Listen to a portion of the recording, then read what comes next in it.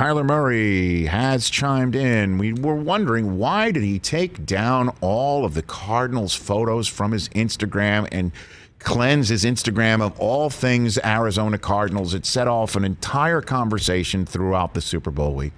Nonstop conversation throughout the Super Bowl week. And then nothing was added to the conversation by anybody on his side. His agent was reached out to by Ian Rappaport. No comment. Just let it sit out there. Just not tamp it down or give any context to it. Just lending all the conversation to be about maybe it's money this, money that. Well, he's finally chimed in.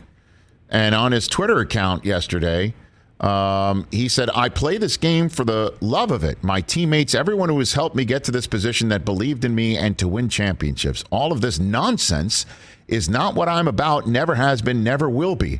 Anyone who has stepped between those lines with me knows how hard I go. Love me or hate me, but I'm going to continue to grow and get better.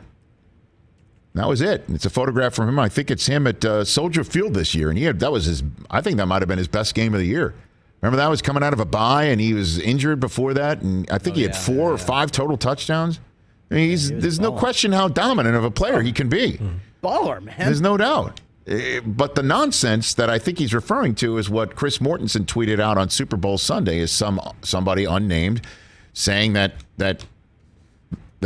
everything, that this rift is real and that there are people in the Cardinals organization, or pardon me, I shouldn't say that. Per sources, he said, there are people who say he's immature and a finger pointer. But I don't think there's anything more nonsensical than scrubbing your Instagram account and saying nothing about it. I mean, that's what started all of it, right? Yeah. I mean, that's what started all of it becoming public. This stuff might have been going on behind the scenes, but there wouldn't have been any Mortensen tweet if there was no Instagram account scrubbed to begin with and then no comment to just let that sit there as a comment. And it's kind of reminiscent of him coming on our show the same day he went on Dan Patrick's show at the Super Bowl and going out there and making himself available for questions when the only question to ask him was, at the time, are you playing football or baseball? And he'd yet to make a decision or an announcement, whichever one it was. He knew the questions were coming and seemed to have no game plan on how to answer it. And this appears to be another game plan of some sort, scrubbing your Instagram account. Of course, we're going to notice he's Kyler Murray. And then not having really much of a game plan on how to respond when the questions and question marks come your way. It's just another odd, bizarre instance of, I don't know what. I don't either. Of seeming like your own making. I don't get it.